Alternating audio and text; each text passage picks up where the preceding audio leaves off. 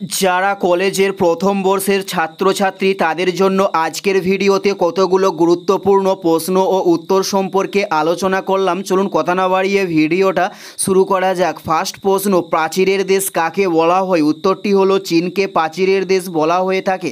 উত্তরটি হলো চীনকে প্রাচীরের দেশ বলা হয়ে থাকে। নেক্সট প্রশ্ন, অন্ধদের জন্য বিদ্যালয় কত সালে স্থাপিত হয়? উত্তরটি হলো 1887 সালে অন্ধদের জন্য বিদ্যালয় স্থাপন করা হয়। নেক্সট প্রশ্ন, বাংলা সনেটের জনক কাকে বলা হয়? উত্তরটি হলো মাইকেল মধুসূদন দত্তকে বাংলা সনেটের জনক বলা হয়।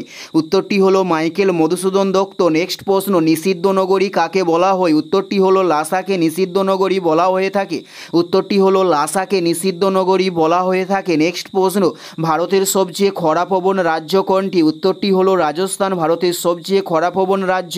উত্তরটি হলো রাজস্থান। নেক্সট প্রশ্ন, আধুনিক বিজ্ঞানের জনক কাকে বলা হয়? উত্তরটি হলো রজার বেকনকে আধুনিক বিজ্ঞানের জনক বলা হয়ে থাকে।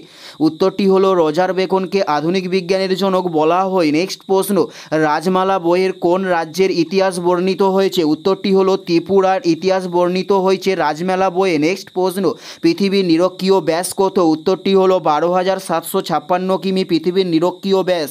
উত্তরটি হলো 12,756 কিমি। নেক্সট প্রশ্ন, তিস্তা নদীর উৎপত্তি কোথায়? উত্তরটি হলো সিকিমের জেমু হিমবাহে তিস্তা নদীর উৎপত্তি হয়েছে। উত্তরটি হলো সিকিমের জেমু হিমবাহ। নেক্সট প্রশ্ন, গ্যাসের উষ্ণতা বাড়ায় বাষ্প ঘনত্ব কী হয়? উত্তরটি হলো অপরিবর্তিত থাকে। গ্যাসের উষ্ণতা বাড়ায়। উত্তরটি হলো অপরিবর্তিত থাকে। এটাই ছিল এই ভিডিওর লাস্ট প্রশ্ন। আর কোন ধরনের শিক্ষণীয় ভিডিও আপনারা প্রতিদিন দেখতে চান অবশ্যই কমেন্টে লিখে জানাবেন। পুরো ভিডিওটা দেখার জন্য আপনাদের অসংখ্য ধন্যবাদ।